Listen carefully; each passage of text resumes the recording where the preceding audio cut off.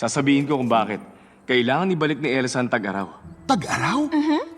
Naku, hindi ko talaga alam kung bakit. Pero gustong-gusto ko ang panahon ng tag-araw at yung araw at lahat ng mainit. Talaga? Nasubukan mo na bang mabilad sa araw at init? Hindi pa. Pero minsan gusto kong pumikit ng sandali para isipin ko anong mangyayari sa akin sa tag-araw. Masaya, bubuyo bata bulaklak. Tulad nila gusto ko sanang magpa-araw.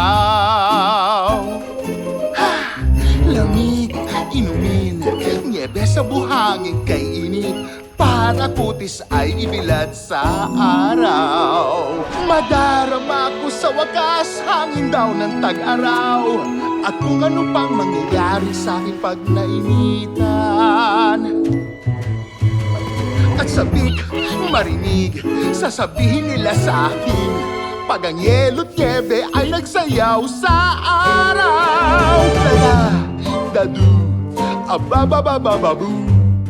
Init at lamig kahit matindi pag pinagsama. Saya, diba? Ra-da-da-da-da-da-da-da-da-da-du. Pag naglamig ang sarap maginaw at pag tag-araw ako ay mandu. Tuwag sobra! Pag may problema ay mangangarap na lang na magbabad sa arawan, magpahangin. Ang ulap, abot ko, kayo rin kasama ko.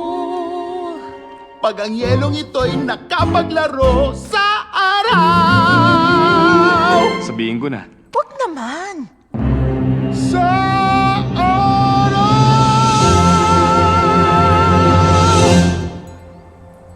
Halika na! Punta tayo kay Elsa. Ibalik na natin ang tag-araw! Nandiyan na ako.